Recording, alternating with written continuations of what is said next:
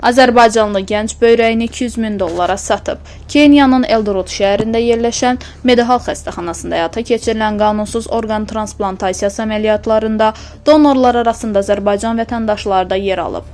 Bu Almaniyanın aparıcı mətbuat orqanları olan Der Spiegel, ZDF və Deutsche Welle'nin birgə araşdırması nəticəsində üzə çıxıb. Məlum olub ki, Almaniya və İsraildən gələn və böyrək köçürülməsi gözləyən imkanlı pasiyentləri üçün donorlar Azərbaycan, Qazaxıstan və Pakistan kimi ölkələrdən seçilirlər. Bu şəxslər xəstələrlə heç bir qohumluq əlaqəsi olmadığı halda sənədlərdə saxta şəkildə yaxın qohum kimi göstərilirlər və onlardan böyrək götürülür.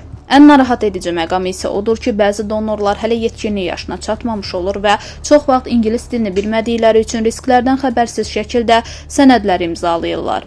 Donorların sağlamlığı və hüquqlarına əhəmiyyət verilmədən həyata keçirilən bu əməliyyatlar əslində bir neçə ölkəni əhatə edən, çox milyonluq gəlir gətirən cinayətkar şəbəkənin fəaliyyətidir. Araşdırmada göstərilib ki, Almaniyada böyrək donoru çatışmazlığı səbəbindən transplantasiya gözləyənlərin sayı 10 min nəfəri ötür və gözləmə müddəti 8-10 ilədək uzana bilər. Məhz bu səbəbdən bir çox pasiyentlər, o cümlədən Almaniyanın Gunstedhausen şəhərindən olan 57 yaşlı Sabine Fischer Kugler çıxış yolunu ölkə xaricində qeyri-qanuni yollarla böyrək əldə etməkdə görürlər. Onun donoru isə 24 yaşlı Azərbaycan vətəndaşı olub. Rəsmi sənədlərdə əməliyyatın tamamilə təmənnasız olduğu göstərilsə də, pasiyent Medled agentliyinə 100 min, 200 min ABŞ dollar arasında məbləğ ödədiyini etiraf edib. Hesabatda adı keçən Medihal xəstəxanasının qurucusu və rəhbəri Hindistan əsilli keçmiş deputat Svarup Mishra hazırda dövlətə məxsus Kenya Biovax Vaksin İnstitutunun rəhbəridir və Ümumdünya Səhiyyə Təşkilatı ilə əlaqələrdə ölkəni təmsil edir.